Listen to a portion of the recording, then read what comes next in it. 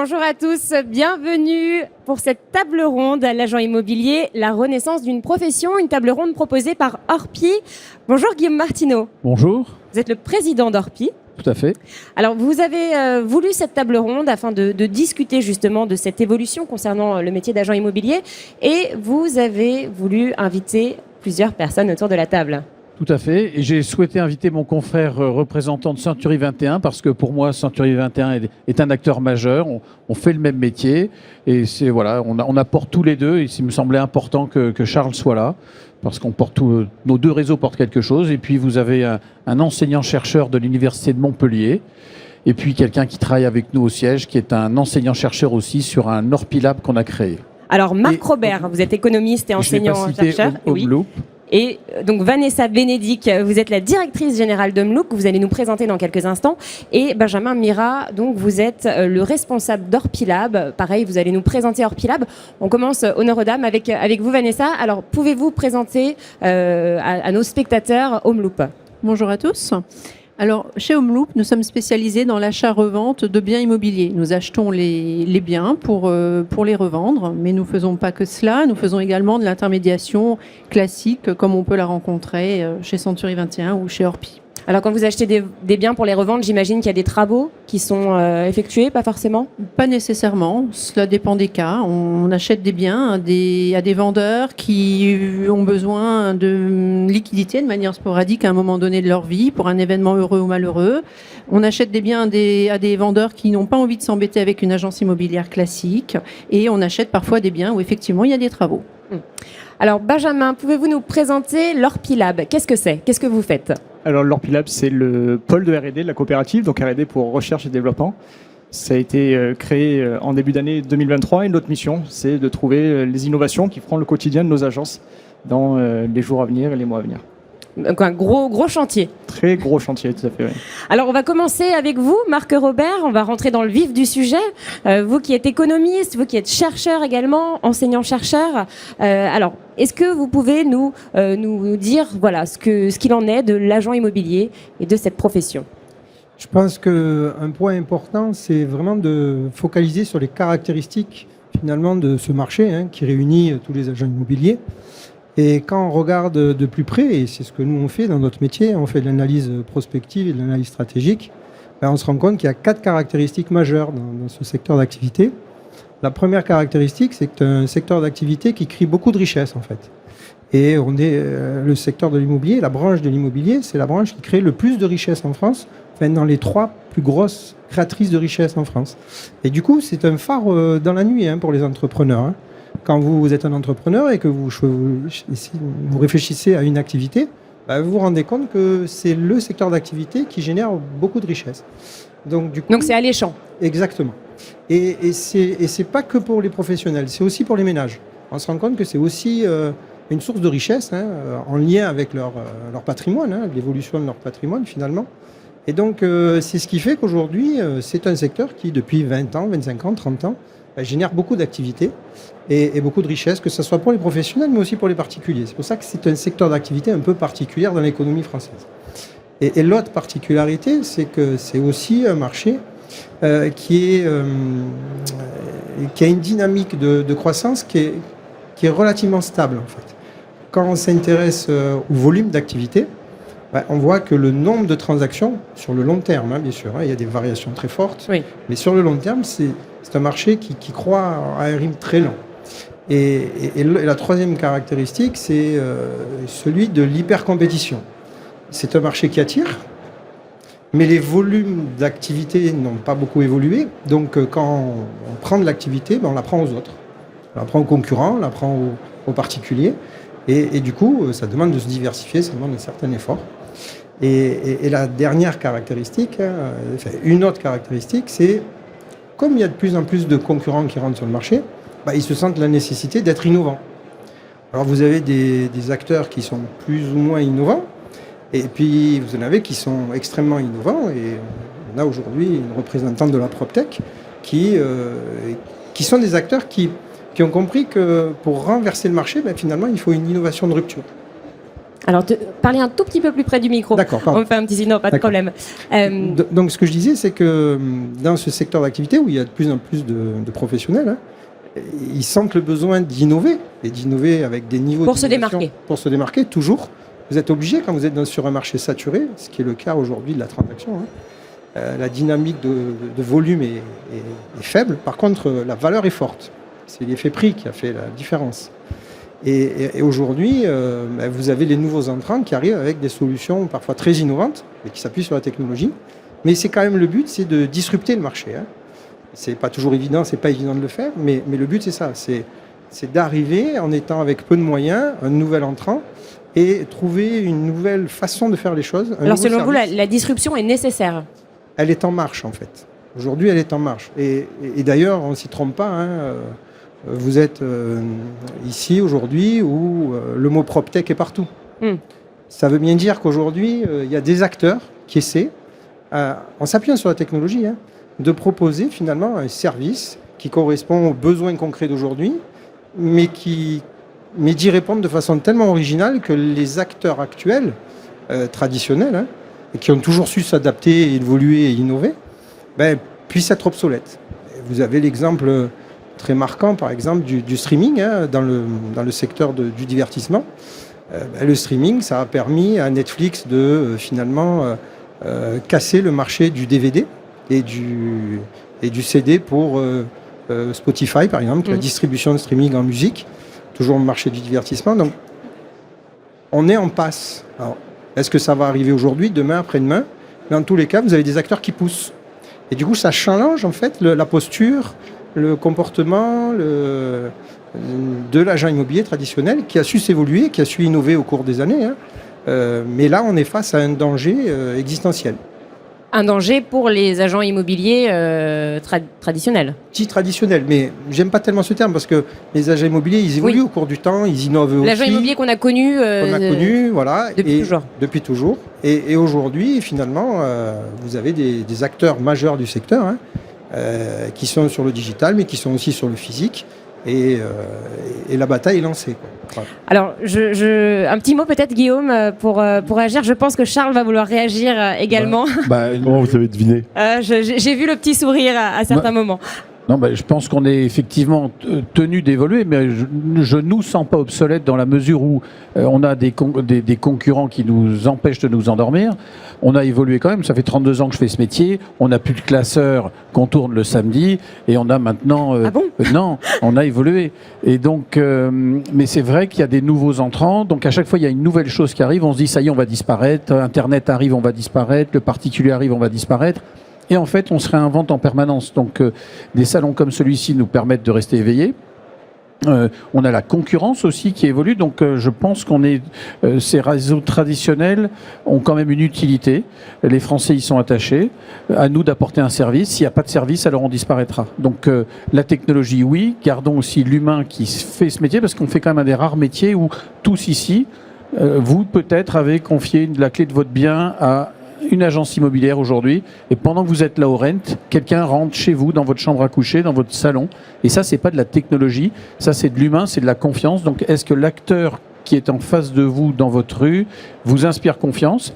Et si, en plus, il vous inspire confiance et qu'en plus, technologiquement, il est capé, il a ce qu'il faut, il a les outils, la modernité, alors vous allez lui confier la clé.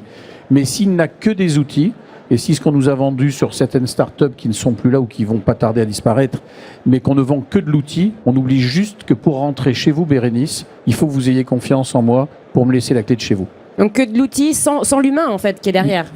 Il faut de l'humain, des compétences métiers, et il faut de la technologie pour faire gagner du temps à nos équipes, à nos clients, leur apporter un service, la visite 3D, la dématérialisation.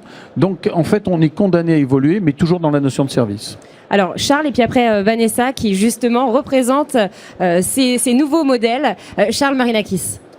D'abord, merci à Guillaume de m'avoir invité à cette table ronde organisée par Orpi. Vous voyez, on est concurrents mais néanmoins confrères. C'est quelqu'un que j'apprécie beaucoup et c'est vrai qu'on défend les mêmes valeurs, celles de l'agent immobilier traditionnel. D'abord, moi, je suis agent immobilier comme toi depuis 30 ans. J'aime bien le mot traditionnel parce qu'il y a des valeurs dans la tradition. Mais trop souvent, on a l'impression que traditionnel, ça veut dire ringard. Moi, je me sens pas ringard du tout. Et au contraire, j'ai le sentiment que depuis 30 ans, les agents immobiliers sont remis en cause probablement plus que beaucoup d'autres professions. D'abord dans l'évolution de la législation, puisque tu sais qu'elle a beaucoup évolué, dans l'évolution des contraintes législatives, on a dû s'adapter à la DGCCRF, à la CNIL, aux contraintes RGPD, à Tracfin, et puis on s'est digitalisé, comme moi, non, alors je travaille toujours le samedi, mais c'est vrai que j'ai plus de classeurs, et on a libéré les pigeons voyageurs qui sont totalement libres aujourd'hui pour amener les compromis, on a de la signature électronique, donc je vous assure, ne vous inquiétez pas pour nous, on est tout à fait moderne et tout à fait digitaux.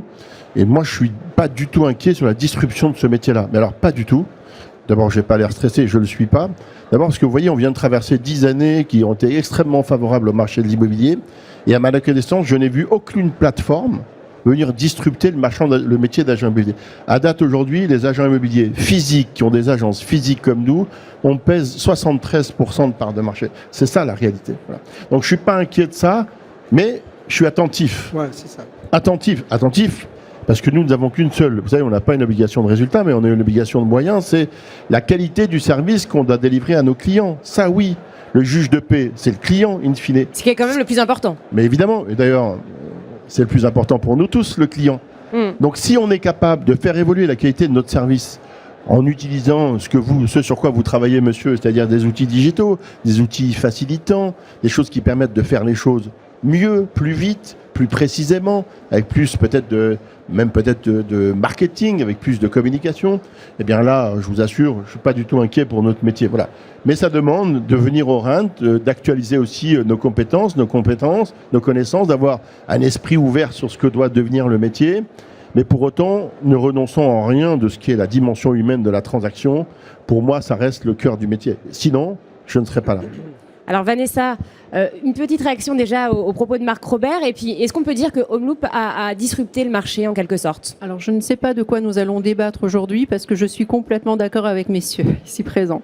Je crois que peut-être que en réalité, ce qu'il faut, c'est la combinaison, effectivement, de l'aspect humain qu'on ne peut pas négliger et c'est hyper important. La relation avec le client, c'est ce qui est le plus important, mais peut-être qu'on peut le combiner effectivement à des outils innovants, à de la digitalisation, à du marketing digital. Et je crois vraiment réellement en ça.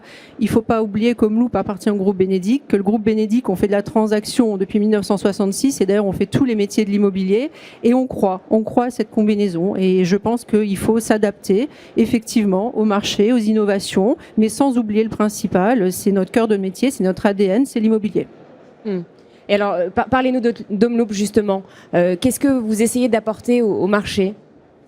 Alors, ce qu'on essaie d'apporter au marché, c'est de la fluidité, de la transparence. C'est un outil d'estimation qui est, à mon sens, l'un des plus puissants du marché, mais c'est la combinaison entre l'expertise terrain, l'expertise métier de notre agent immobilier classique qu'on a sur le terrain, combinée à notre expertise digitale, à nos outils digitaux, à notre pricer, à notre analyste à Paris qui fait de l'analyse de données toute la journée entre les stocks existants, les ventes, enfin les pervals, etc. Et voilà, c'est vraiment la combinaison entre ces deux mondes-là. Alors pardon, mais moi, en vous écoutant, je pense à ce qu'on était en train de faire finalement avec Benjamin, avec l'Orpilab qu'on a créé, c'est que le métaverse, par exemple, on entend parler du métaverse. Moi, je suis incapable de dire aujourd'hui ce que le métaverse va générer comme business pour nous demain. Mais en tant que président d'un réseau comme le nôtre, on est obligé de réfléchir à quelle va être l'influence. Donc, quand on crée un lab, c'est vraiment de dire à nos confrères et aux chercheurs qui travaillent pour nous de nous éclairer sur potentiellement ce qu'on peut faire avec la dématérialisation. On l'a vu avec Brix tout à l'heure. Aller acheter des parts du vignoble de Tony Parker pour 10 €. Qui d'entre nous, il y a encore 5 ans ou 10 ans, aurait dit je vais aller faire ça. Donc, il faut qu'on continue à faire visiter nos maisons, nos appartements, vendre notre métier classique et aller en plus chercher des sources de croissance hautes pour nos entreprises. Alors, le métaverse, c'est vrai, vous le mentionnez, on en parlait beaucoup l'année dernière, avant que la période se complique. Là, on en entend quand même un petit peu moins parler. L'argent est plus compliqué et moins en circulation. Est-ce que c'est quelque chose pour vous, par exemple ? Est-ce que c'était quelque chose Comme tout, Guillaume l'a bien dit, en tant que patron de réseau, on est obligé d'être attentif à ces solutions-là. J'ai pas une conviction profonde que ça va révolutionner le monde de l'immobilier. Si vous voulez tout savoir, on s'interdit pas de regarder. Je vous le dis honnêtement, j'ai le sentiment qu'on a d'autres priorités avant d'en arriver à cette technicité-là. Nous, encore une fois, on est plutôt focus sur le service client et comment on peut faire améliorer la vie de nos clients. C'est vraiment ça notre préoccupation. le tout dans la proximité. Benjamin, alors chez Orpilab, quels sont les sujets d'actualité sur lesquels vous travaillez ? Alors, c'est vrai que depuis tout à l'heure, on parle beaucoup de sujets d'innovation technologique, mais on oublie aussi souvent l'innovation managériale, qui est sans doute la toute première innovation. Qu'est-ce que c'est l'innovation managériale ? L'innovation managériale, c'est tout ce qui n'est pas technologique. C'est-à-dire que ce sont des nouveaux processus managériaux que vous allez mettre en place dans une entreprise. Donc une nouvelle façon de manager ? Une nouvelle façon peut-être de penser le métier, par exemple, de penser les processus et de penser le management au sens général du terme. Et alors, comment on peut innover justement Alors, il y a plusieurs façons d'innover, mais c'est vrai que quand on parle de comment innover, c'est la deuxième question qu'il faut se poser. La toute première question, c'est surtout pourquoi est-ce qu'on innove ? On a tendance parfois à penser solution, c'est-à-dire qu'on va aller identifier des startups sans penser vraiment à la solution à laquelle ils répondent, enfin au problème auquel ils répondent. Donc, une fois qu'on a vraiment identifié pourquoi est-ce qu'on doit innover, c'est à ce moment-là qu'on doit se poser la question de comment. Et au sein d'Orpilab, on a plusieurs sujets d'actualité, comme on vient de le dire. On a des choses très technologiques comme le métavers, comme l'IA, qui vont faire l'actualité de nos agences dans les mois à venir pour l'IA, même c'est déjà le cas. Et pour le métavers, je pense que d'ici un an ou deux, ça va révolutionner différemment le métier, peut-être pas différemment, peut-être pas directement, je veux dire, je vais répondre à Charles tout à l'heure. Et ensuite, on a des sujets beaucoup plus terre à terre, beaucoup plus métiers, beaucoup plus managériaux, comme aller comprendre la performance des individus. Et là, on va vraiment aller dans des choses très psychosociales pour aller expliquer des performances, par exemple. Donc, on a des sujets qui vont de la technologie pure à l'humain proprement dit. Et alors, c'est vrai qu'en ce moment, on parle beaucoup d'humains, en cette période un peu compliquée, où il y a moins d'acquéreurs quand même. Quels sont vos travaux en ce sens ? Alors, on identifie justement en ce moment des acteurs qui tentent de disrupter le marché, qui ont des solutions qui permettent d'intégrer des acquéreurs qui sont, parce qu'on est dans un marché qui est structurellement compliqué ou conjoncturellement compliqué, ça dépend dans quel sens on le prend. On a des acquéreurs qui sont exclus du marché, on a des startups qui justement aujourd'hui essayent de proposer des financements par exemple à des personnes qui n'ont pas les moyens. Vanessa, en cette période justement, vous, qu'est-ce que vous mettez en place pour faire face à cette crise du logement, comme on dit ?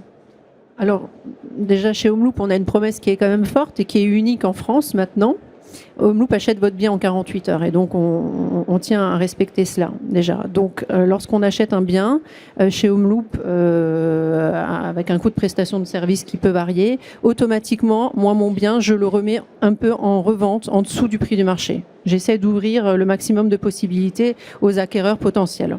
Voilà. Donc vous perdez un petit peu, vous réduisez votre marge en fait. Je réduis ma marge, mais en même temps, je fais tourner mes stocks plus rapidement et je satisfais des clients et je leur fais gagner un tout petit peu de pouvoir d'achat compte tenu de la perte de leur pouvoir d'achat avec l'augmentation des taux d'intérêt. Et puis bien sûr, on choisit nos acquéreurs, on y prend soin, on fait des bonnes découvertes clients, enfin, etc. C'est quoi une bonne découverte client ? C'est de l'emmener vers le bonheur. Guillaume, alors pour parler de l'avenir de l'agent immobilier, c'est vrai qu'en ce moment on parle beaucoup d'humains. L'agent immobilier, il accompagne le client en ce moment encore plus. Est-ce que c'est ce que vous ressentez, ce que vous faites passer chez Orpi ? Oui, parce que nous, c'est une coopérative, donc on est profondément tourné vers nos équipes. Alors, comme dans évidemment d'autres réseaux, on n'a pas le monopole du cœur, si je puis paraphraser un ancien président. Mais on fait attention à l'humain, mais on doit apporter à l'humain l'aide dont il a besoin dans son métier, dans la technologie. Là, en ce moment, nous, on est en train de disrupter notre propre façon de travailler avec des nouveaux logiciels métiers qu'on a été chercher. On agrège différentes choses qu'on a trouvées comme ça dans des salons, pour apporter finalement de la simplicité de travail, du confort, parce que comme le dit Benjamin, comment va-t-on manager demain ? On sort d'une crise majeure avec la Covid. Moi, je me suis retrouvé à diriger un siège où finalement on fait du télétravail 2 jours par semaine. Des gens travaillent à distance. On fait de la visioconférence. Donc, on a été jeté dans la piscine tout habillé. Donc, il faut gérer tout ça. Donc l'humain est au cœur de tout. En fait, nos entreprises, la valeur de nos entreprises, ça reste les gens qui la composent. Mais on doit aussi les accompagner sur rester chez nous. Comment on donne envie tant qu'à faire, comment on donne envie plutôt de venir chez Orpi que chez Century. Enfin, s'ils vont chez Century, c'est bien aussi parce que ce sont des professionnels. Donc comment on fait ça ? Et pas chez Homeloop. Si, mais je connais moins Homeloop. Mais si vous voulez, Century 21, c'est un peu les gens avec qui on travaille en concurrence. Mais moi, j'ai profondément du respect pour ce qu'a fait Century pendant des années parce qu'ils nous ont obligés à nous réinventer. Quand Century est arrivé, tout le monde a regardé ça de haut. En tout cas, dans notre réseau, on disait les gars avec leur veste jaune. Je vois bien qu'ils n'ont pas de veste jaune aujourd'hui, mais on a pris ça Pas tous les jours. un peu à la rigolade. Sauf Surtout quand on que est invité par Orpi, en fait. ils sont arrivés en mettant des process, des méthodes, et nous, on a été obligés de se réinventer. Donc, Donc la concurrence a du bon. mais la concurrence, elle est super saine parce qu'en fait, à chaque fois qu'un concurrent innove, avance, soit vous avancez avec lui et vous essayez de faire mieux, soit vous arrêtez de pédaler et vous tombez. Donc, moi, je préfère avoir des concurrents forts qui nous obligent à performer. Et donc, plus je vois des concurrents, la concurrence est saine. Il serait illusoire de penser qu'on puisse ne pas avoir de concurrents. Mais il faut une Ce serait concurrence. triste. Ça pourrait être pas mal si on était vraiment tout seul et que j'avais 100% du marché. Je vais pas être hypocrite et vous dire que j'en rêverais pas. Bien sûr que j'en rêverais.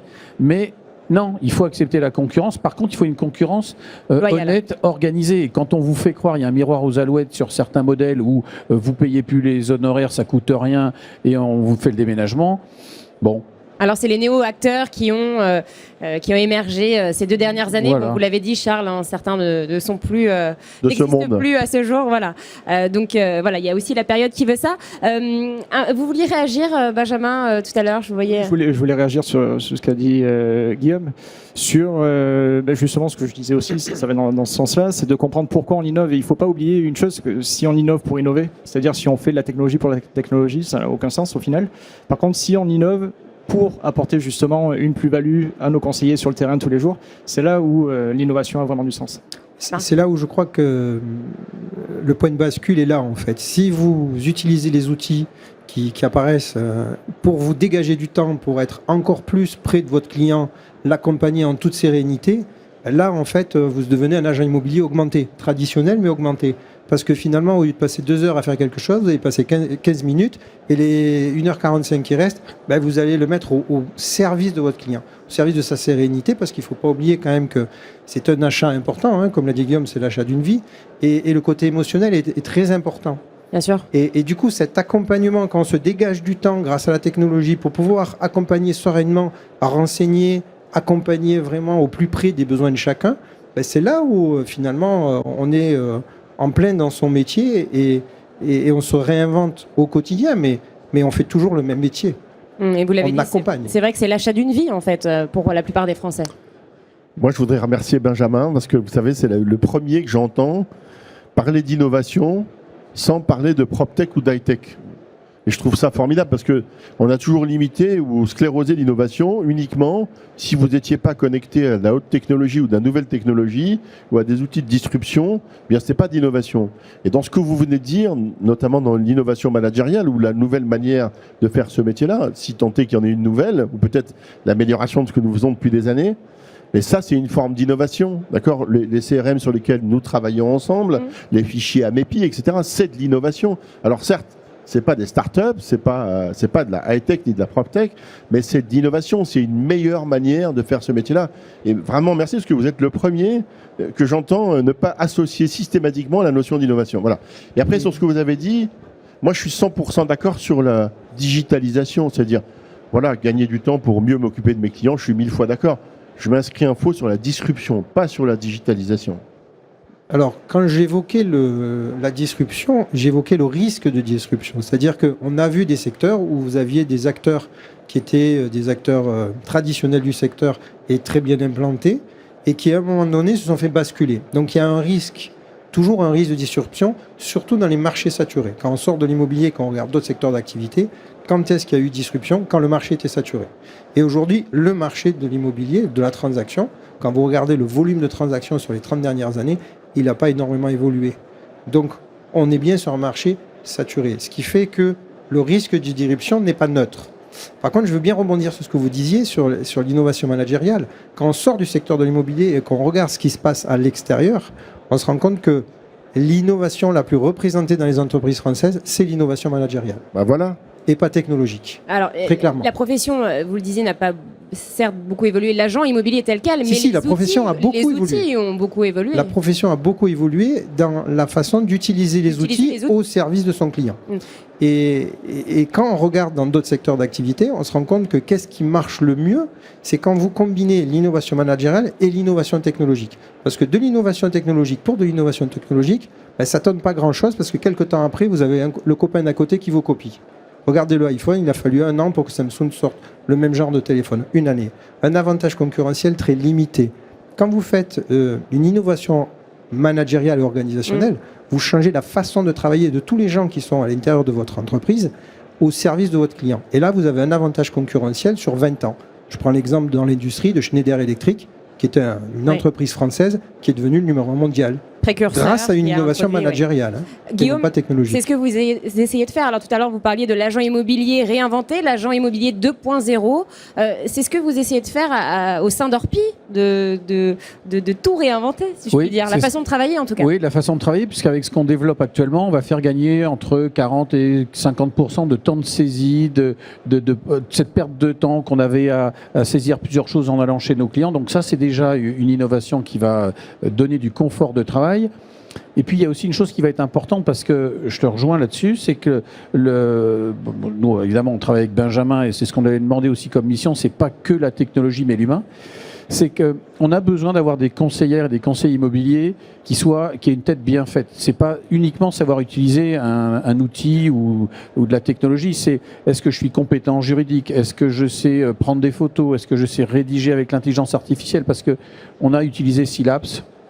Il y a quelques temps, je suis aussi là-dessus trouvé au Rent, vous avez ChatGPT, mais est-ce que c'est tout confié à cette technologie ou est-ce que c'est aussi laisser des gens qui sont capables de lire une annonce, de voir ce qu'on doit garder de cette intelligence artificielle ou pas? Donc l'intérêt et l'enjeu pour nos professions, c'est comment demain vous aurez des agents immobiliers qui sont intelligents, qui réfléchissent commercialement, mais qui sont là pour vendre et estimer, parce que ça reste le fondement de notre métier, c'est d'aller estimer, vendre, loger des gens, et on s'appuie sur une meilleure compétence, parce que cette image de l'agent immobilier qui nous vend une porte et ça se fait en 2 coups les gros, c'est pas vrai, c'est beaucoup de travail. Moins maintenant en tout cas. Voilà, il faut maîtriser un compromis et il faut savoir faire de la signature électronique, utiliser des nouveaux logiciels, utiliser votre téléphone. Dans notre réseau, on bouscule beaucoup tout ça. Donc l'enjeu pour demain, c'est de continuer à faire notre métier. Les néo-acteurs qui nous prenaient avec ces agences, ils nous appelaient les vitrés. Bon, alors ça nous a un peu de peine quand même, parce qu'on avait l'impression vraiment des vieux boutiquiers de quartier. Et moi, je revendique le terme de boutiquier, c'est-à-dire qu'on est des artisans de l'immobilier. Mais nos boutiques sont toujours là.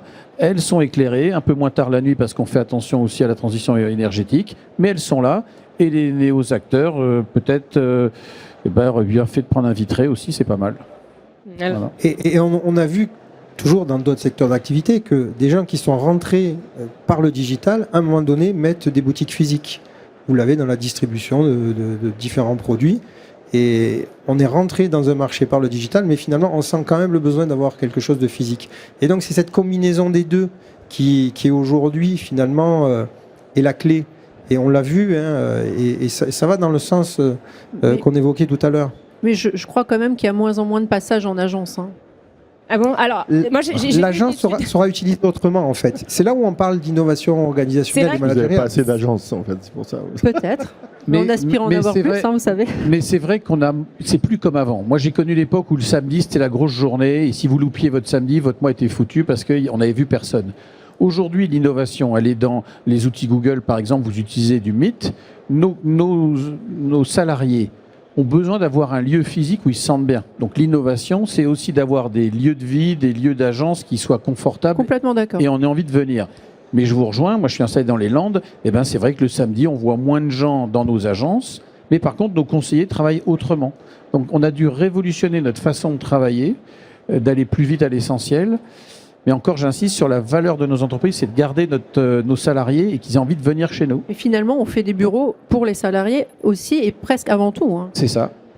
On a quand même du trafic en agence, si vous voulez. À un moment donné, le point de rendez-vous quand même qui reste essentiel dans la transaction, ça reste l'agence. Alors que la fréquentation soit plus la même, c'est parce qu'en fait, la présélection, elle se fait plus dans l'agence.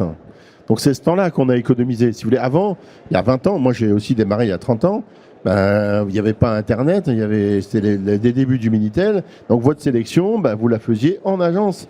Vous arriviez et là, vous ne saviez pas du tout ce qu'on allait vous présenter. Aujourd'hui, et tout le monde est d'accord pour le dire, la présélection, elle ne se fait plus à l'agence, elle se fait en amont de l'agence. Elle se fait sur les différents portails, elle se fait sur Google, peu importe, sur les sites des réseaux, etc. Mais elle se fait d'abord là. Et ensuite, la recherche, quand elle arrive, elle est déjà ciblée. C'est ce gain de temps-là qu'on a, si vous voulez. Voilà. Typiquement, on gagne ce temps-là. Mais à un moment donné, d'ailleurs, vous le vivez vous aussi. Il y a un point de rencontre physique qui se fait. Et celui-là, il se fait. Mais au-delà de l'agence, à mon avis, ce qui est très important, c'est le conseiller. C'est le rapport humain. Vous voyez, parce que vous pouvez avoir un super conseiller ou un mauvais conseiller. S'il vient en agence, c'est pas pour ça qu'il va closer le client. C'est une question d'humain. Non, mais s'il n'y vient pas non plus. Vous voyez, l'inverse, c'est pas vrai. C'est pas parce qu'il vient pas en agence. Vous savez, moi, on a connu aussi cette époque-là où on faisait signer les bons de visite Tissot autocopiants sur le coffre de la R16. Vous trouvez que c'était bien ça ? Tu as commencé plus tard que moi, beaucoup plus tôt. Alors, beaucoup plus tôt, mais c'est vrai que ça. Il n'y avait plus les R16 quand tu as démarré. Mais moi aussi, j'ai connu les bons Tissot. Pas vrai, vous n'avez pas connu la R16. Non, nous, on a connu la R16. Les Tissot peut-être, mais pas la R16. Donc voilà, est-ce que vous trouvez que c'était mieux à l'époque ? J'ai pas dit ça. Icori dit ça encore à notre atelier management. Est-ce que c'était mieux avant ? C'était mieux avant ? Non. Mais c'est mieux de recevoir des gens dans des belles agences, bien installées, confortablement. Aussi bien d'ailleurs pour nos collaborateurs que pour nos clients. D'avoir entre-temps des gens qui ont fait une présélection, à qui on a adressé d'ailleurs une présélection, qui viennent avec un choix, à qui on va déployer un certain nombre d'outils, de la visite virtuelle, des photos, des textes qui sont faits avec ou sans ChatGPT, etc. Voilà. Et ça c'est de l'innovation dans la manière dont on délivre le service, en tout cas. Mais tout à l'heure, je disais que je me moquais gentiment des néo-agences qui nous ont pris un peu pour des baltringues. Mais il faut aussi leur rendre grâce et les remercier. C'est que grâce à ces acteurs, un peu comme la G7 et Uber avec les taxis, on s'est remis en question. Donc, moi, je les remercie parce que quelque part, ils nous obligent à nous réinventer. Alors, on n'a pas l'intention de plier les Gaules tout de suite. On voudrait bien rester encore quelques années. Mais ils nous aident à tenir finalement en prenant ce qu'il y a de mieux chez eux et en gardant ce qu'il y a de mieux chez nous. Donc tout l'enjeu, c'est comment j'absorbe ce que développe la technologie ou le nouveau concept en l'intégrant dans une philosophie de travail et d'agence. Voilà. Donc je ne voudrais pas qu'on pense qu'on les prenne de haut, parce que ça serait une catastrophe. Il faut dire qu'ils ont peut-être conquis un public qui avait été déçu par une mauvaise expérience avec ils ont apporté un agent immobilier, parce qu'il n'y a pas que des bons agents immobiliers. Alors peut-être chez Orpi et chez Century 21, mais il n'y a pas que des excellents agents immobiliers. Et c'est vrai qu'il faut comprendre aussi les Français qui ont été déçus et qui voient une pub à la télé d'un néo-acteur. Oui, je suis tout à fait d'accord avec ça. Et nous d'ailleurs. Et ils ont surfé là-dessus. Oui, mais ils ont bien fait. Si on a été mauvais une partie du temps et qu'on a laissé la place à ces plateformes de s'installer, c'est que vous avez tout à fait raison. À un moment donné, ils ont dû trouver un public avec lequel on n'a pas su être au rendez-vous. Mais malgré tout, si vous voulez, ce que je trouve un peu... Oui, alors Guillaume, tu as raison. À un moment donné, ça nous a obligés aussi peut-être à nous digitaliser plus vite qu'on ne l'aurait fait si on n'avait pas eu cette forme de concurrence-là. Après, je leur en veux quand même parce qu'à un moment donné, ils ont tenté, je dis bien tenté, de nous faire passer à la fois pour des ringards et pour des voleurs. Des ringards en imaginant qu'on était encore avec le boulier à compter au fin fond de nos agences, et des voleurs en imaginant, si vous voulez, qu'on pouvait très bien vivre. Écoutez, les premières communications des plateformes, c'est on prend 900 € d'honoraires. Et donc, le gars qui est en face, c'est un voleur parce qu'il vous prend 4,5%. Et puis en fait, de 900, on est passé à 2000 parce qu'à 900, ça marchait pas. De 2000, on est passé à 4000 parce qu'à 2000, ça marchait toujours pas. Et puis de 4000, on est passé à un taux variable sur le montant de la transaction. Ça Donc c'est le message de départ qui vous gêne. Oui, c'est revenu à un système qui est exactement le système des agents immobiliers. Donc je leur en veux pour ça. Je les remercie pour la partie digitale et pour, c'est vrai, la crainte, entre guillemets, de la disruption qui nous a motivés. Et je leur en veux un peu pour ça, parce qu'à un moment donné, c'était pas très élégant d'imaginer que si on prenait 4,5%, ce qui est le cas, on était des voleurs. On les prend parce que c'est des business models, on a des unités de production, et que c'est ce que ça mérite une transaction, parce que c'est du travail. Et vous le savez comme moi, on vend pas 100% des mandats qu'on rentre, et que donc mécaniquement, c'est ce qu'il faut pour que nos entreprises vivent. Alors, je fais lien avec une actualité qu'on n'a pas évoquée encore, celle de l'autorité de la concurrence, qui a rendu un rapport cet été, justement, et qui chamboule un petit peu la profession, qui remet en question la loi Hoguet. Votre avis sur ce rapport ? Alors, d'abord, moi j'ai eu la malchance d'être auditionné par l'autorité de la concurrence. J'ai passé 4 heures. Moi personnellement, la question que je me pose, que je partage avec mes confrères, c'est que vient faire l'autorité de la concurrence sur le marché de la transaction immobilière ? Vous venez de le dire, Bérénice, tous les acteurs qui ont voulu s'installer sur le marché de l'immobilier, c'est quoi l'autorité de la concurrence ? C'est quelqu'un qui veille à ce qu'il n'y ait pas une situation de monopole et qu'on ne puisse pas dire qu'à un moment donné, je suis désolé, ça n'arrivera pas, Orpi n'a pas 100% du marché, ou Century 21 n'a pas 100% du marché, ou Homeloop n'a pas 100% du marché. Mais en fait, c'est pas du tout ce qu'on vit depuis 10 ans. Toutes celles et ceux qui ont voulu s'installer dans le marché de l'immobilier l'ont fait. Est-ce que quelqu'un les en a empêchés ?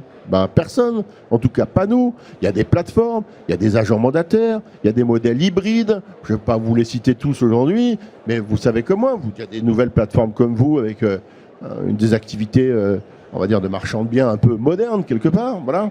Donc jamais personne n'a été empêché. Et puis le consommateur aujourd'hui français, il a le choix de passer par une agence ou pas, par un réseau ou pas, par une plateforme ou pas, par se loger ou pas, par un site de vente en particulier ou pas. Donc l'autorité de la concurrence, dans l'absolu, sauf à ce que ce soit une enquête pilotée, mais elle n'a rien à faire dans notre marché. Clairement, elle n'a rien à faire dans notre marché. Et puis, laissez penser que les gens vont accepter de payer pour une visite. Alors, je vous fais visiter un appartement, ça vous plaît pas, mais je vous demande de me payer quand même parce que j'ai fait un bout du travail. Il y a une déconnexion avec la réalité. Comme le dit Charles, nous ne sommes payés qu'à la fin. C'est-à-dire qu'on ne touche de l'argent que le jour où vous sortez de chez le notaire. C'est même pas quand les gens ont leur prêt, c'est quand vous sortez de chez le notaire. Donc, c'est un métier hyper concurrentiel. Donc je pense que c'est une façon pour le moins inélégante de laisser penser que nous serions responsables de tout ce qui se passe. Au bout de la chaîne, il y a des consommateurs, il y a des Français qui, quand on va estimer, nous disent « je veux plus cher ». Il y a toujours un vendeur qui trouve que c'est jamais assez cher et un acquéreur qui trouve que c'est toujours trop cher. Et nous, on est là pour faire de l'intermédiation et réunir tout le monde. Donc là, il y a une espèce d'opprobre qui est jetée sur la profession. On nous a, alors moi, j'ai pas été auditionné comme toi, mais on a participé aux travaux. Eh bien, en fait, on nous a demandé beaucoup de choses, on a répondu, puis finalement, on a fait un reset complet, circulé, il n'y a rien à voir. Alors, je pense que c'est pas juste, parce qu'on a un métier qui mérite le respect, on loge des gens. C'est-à-dire que vous tous, ici, ce soir, vous dormez quelque part, enfin, je l'espère. Donc, ça veut dire qu'on peut pas prendre ça à la rigolade et penser que c'est un vrai métier, en fait. On a une véritable activité. À nous de gagner le respect, mais il faut être sérieux. Un petit mot peut-être, Vanessa. Oui, je suis globalement d'accord. La seule question que je pourrais me poser, c'est est-ce que je fais le même travail quand je vends un bien à 2 millions ou quand je vends un bien à 200 000 euros ? Et est-ce que c'est juste que proportionnellement, je prenne 300 000 euros, 400 000 euros ou 150 000 euros sur un bien à 2 millions alors que finalement... C'est une vraie question, vous avez raison de la poser. D'ailleurs, les clients la posent souvent, en fait. Oui, c'est la question qui revient. Ouais. L'ironie dans l'histoire de l'avis de l'autorité de la concurrence, moi, ce qui m'a beaucoup vexé, au-delà du fait et de ce que vient de dire Guillaume, c'est qu'en fait, on a été entendu pour rien, en fait. Tous les travaux préparatoires qui ont été faits, c'est comme si on n'avait rien fait. Ce qui est très vexatoire, c'est la perception qu'ont ces gens-là du métier d'agent immobilier. Ça, c'est très vexatoire. D'abord, ils comprennent absolument rien à ce qu'on fait et ils ont une image très dégradée de notre prestation et de notre profession. Pour revenir sur votre question, le paradoxe, si vous voulez, c'est que jusqu'il y a 1 an et demi, on ne pouvait pas négocier nos barèmes. C'était interdit par la DGCCRF. C'est ça l'ironie du sort. C'est qu'on avait un barème et si vous dérogiez au barème, eh bien vous faisiez taper sur les doigts par la DGCCRF. Alors comme il y a un groupement d'agents mandataires qui a été condamné par une cour d'appel de la région parisienne, du coup le ministre de l'économie a changé la règle, il a dit maintenant vous êtes libres les gars, vous pouvez négocier comme vous voulez. Négocier, c'est le job. On est des commerçants. Si vous considérez, à juste titre, peut-être que les honoraires sur 2 millions d'euros sont trop chers, peut-être que vous avez raison. C'est ça la libre concurrence. Il faut aussi négocier avec votre agent immobilier pour ramener à quelque chose qui est accepté et acceptable. La table ronde touche à sa fin. Juste avant de finir, un tout petit mot sur le trophée de la start-up Orpi que vous sponsorisez justement sur ce salon. Il y a eu les résultats? Il y a eu les Alors résultats, c'est Briggs qui a gagné. Donc c'est une façon de se constituer un portefeuille, de l'épargne dès 10 € et d'investir. Donc c'est aussi ça, d'aller chercher des gens qui apportent de nouvelles solutions pour mettre un pied dans l'immobilier et pour épargner. Donc on est très heureux chez Orpi de continuer à sponsoriser ce trophée. Et c'est très intéressant en cette période où le pouvoir d'achat immobilier des Français baisse. Merci beaucoup à vous 5. Merci. Merci. Merci et merci de nous avoir suivis.